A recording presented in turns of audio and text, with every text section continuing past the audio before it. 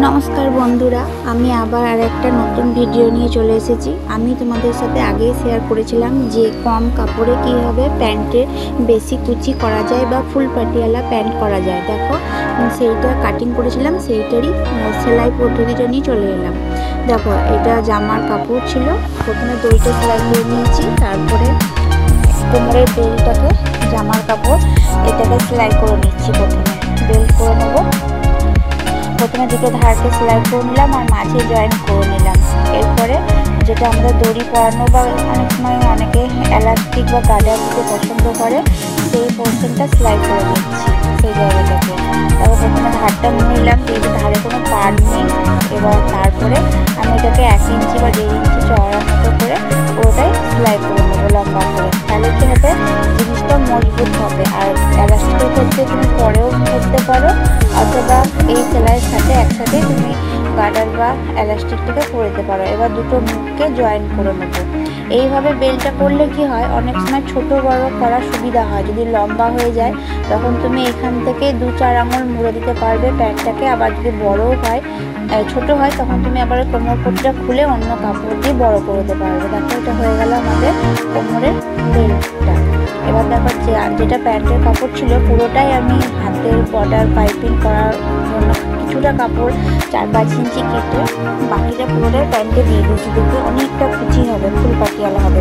প্রথমে যে আমাদের 4টে পার্ট কাটি এক্সট্রা, সেই 4টে পার্টকে দেখো প্রথমে আমরা জয়েন করে নিচ্ছি। তবে আমরা বুঝতে পারবো যে কতটা কাপড় আমাদের টোটাল হচ্ছে, যেটাকে আমাদেরকে কুচি কুচি দিয়ে কোমরের বেল্টের মাপ অনুযায়ী ছোটো করে নিতে হবে। তারপর একটা দিক জয়েন হয়ে গেল।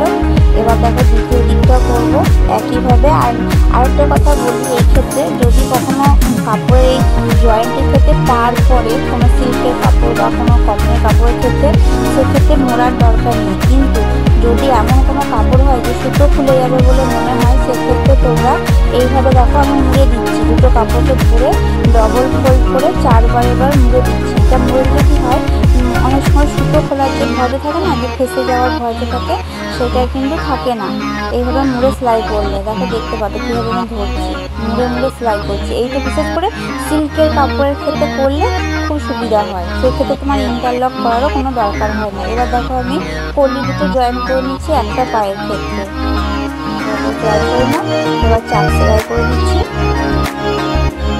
আর একদিকে বসিয়ে নেবো। আর কলি না সবসময় একটি পায়েরই দুদিকে বসাবে, তাহলে কিন্তু ভুল হবে না। যদি দুটো পায়ে দুটো কলি বসাতে যাও, অনেক সময় কিন্তু একই দিকে হয়ে যাওয়ার একটা সম্ভাবনা থাকে ভুল, তখন আবার খুলে তোমাদেরকে ঠিক করতে হবে।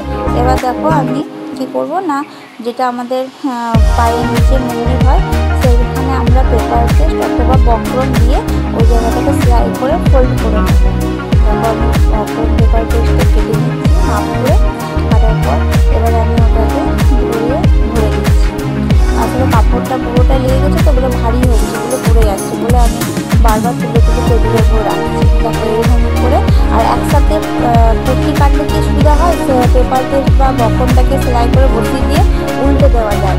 আর যদি তোমরা ভাবো যে অনেক সময় কাপড় কম থাকে অথবা হয়তো কোনো ডিজাইন আছে, পায়ের কাছে পাড় আছে, সেক্ষেত্রে তোমাদেরকে কী করতে হবে, আলাদা করে পেপার পেস্টটাকে পট্টিতে বসিয়ে সেই পট্টিটাকে সেলাই করে নিয়ে তারপরে পায়ের সোজা দিকের সাথে পট্টিটা সোজা দিক বসিয়ে উল্টো দিকে উল্টিয়ে দিয়ে এইভাবে ঘন ঘন করে চাপ সেলাই দিয়ে দিয়ে ওটাকে ফিনিশিং আনতে হবে শেষ পর্যন্ত।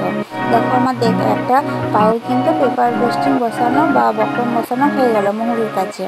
এবার আরেকটা পা নিচ্ছি, ওটাতেও সেম একইভাবে দেখো করে নিচ্ছি। কিছুটা 1/2 ইঞ্চি দূরে পেপার পেস্টটাকে বসিয়ে ওর সাথে মুড়ে সেলাই করে নিচ্ছি। তাহলে কি ধারের ফিনিশিংটা ভালো থাকবে।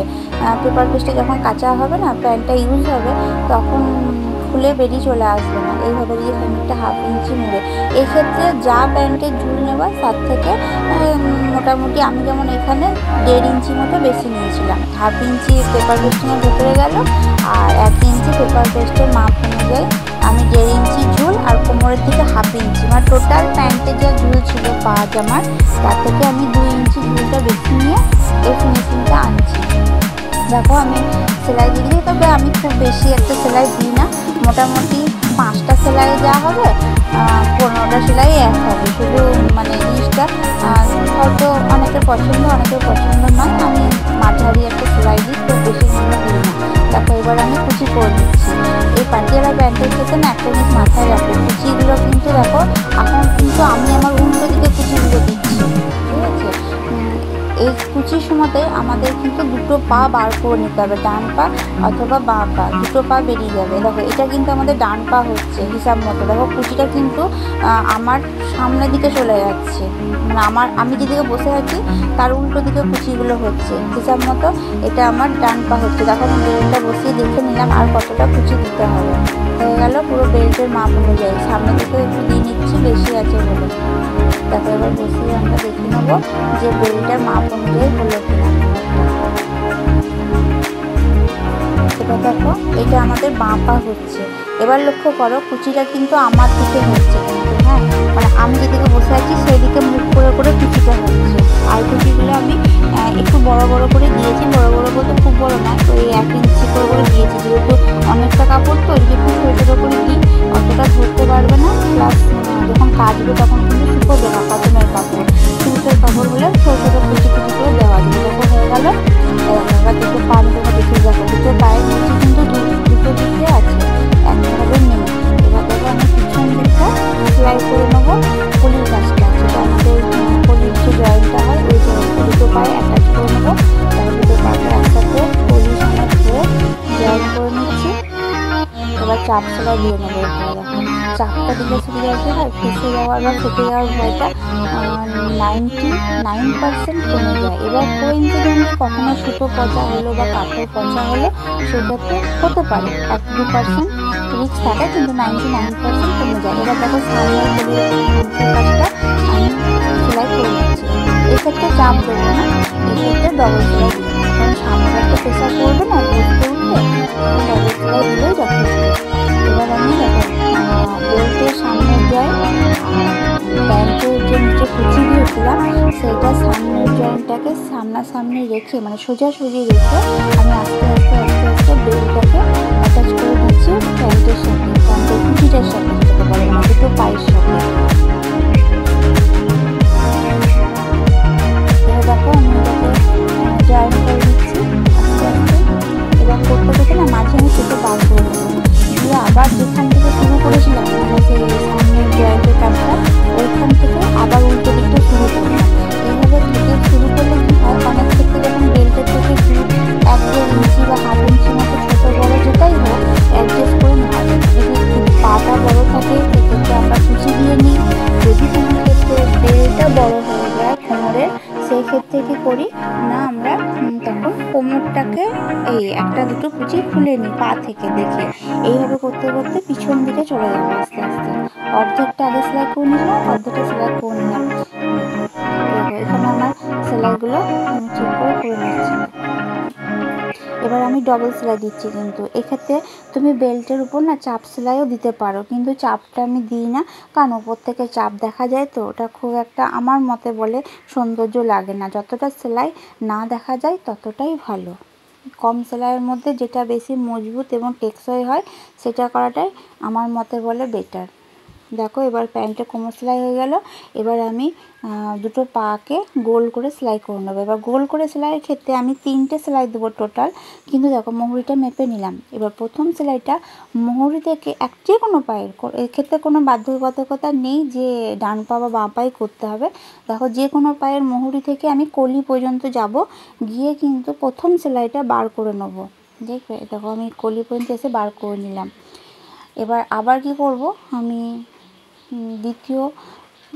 দ্বিতীয় পায়েরও তাই সেম করব। মুহুরির মাপ নেব, নিয়ে দেখো মুহুরির মাপটা নিয়ে আবার মুহুরি থেকে আবার কলি পর্যন্ত যাব, কলি পর্যন্ত গিয়ে সেলাইটা বার করে নেব। কারণ হচ্ছে অনেক সময় কি হয় না কাপড় বেড়ে যায়, কিছু কিছু কাপড় তো ভালো থাকে না, বেড়ে যায়। তো যেটুকু আমাদের 19-20 ছোটো বড়ো থাকে সেই অংশটাকে আমরা কলির কাছে গিয়ে মেকআপ দেবো। আর যদি আমরা একটা না মুহুরি থেকে কলি হয়ে আবার মুহুরিতে যাই, সেক্ষেত্রে যেটুকু আমাদের ঝোল থাকবে মানে বড় বেড়ে যাবে, সেই অংশটা কি হবে না আর একটা পায়ের মোহরের কাছে গিয়ে দাঁড়িয়ে যাবে। সেই জন্য আমরা কি করি, প্রথম সেলাইটা কেটে কেটে করি। এবার দেখো সেলাই দিয়ে নিয়েছি দুটো তিনটে। এবার যেটা এক্সট্রা বেরিয়ে আছে দিয়ে ট্যাট ছাপ হবে সেইটা কেটে বাদ দিয়ে দিলাম। তারপর দেখতে সুন্দর হবে যখন আমরা এই প্যান্টটাকে উল্টোভাবে কাচার পর যখন তারে মেলা থাকবে বা উল্টোভাবে যখন উল্টানো হবে দেখতে সুন্দর লাগবে। দেখো আমাদের হয়ে গেছে, এটা প্যান্টটা রেডি হয়ে গেছে, কমপ্লিট। আর না থেকে থেকে যে সুতোগুলো থাকবে সেইগুলো কিন্তু কেটে দেবে, নাহলে কিন্তু কাজের কোনো দিন ফিনিশিং হয় না। কাজ করবে তখন ভালো করে। এবার দেখো আমি এখানে দড়িটা পরিয়ে দিচ্ছি। তোমাদের কেমন লাগলো জানিও, আর তোমাদের কেমন লাগলো আর কি বিষয়ে ভিডিও দিলে তোমাদের সুবিধা হয় সেটাও কিন্তু আমাকে কমেন্ট বক্সে জানিও। দেখো প্যান্ট অনেকটা কুচি হয়েছে। সাথে থাকার জন্য অনেক অনেক ধন্যবাদ। বাই।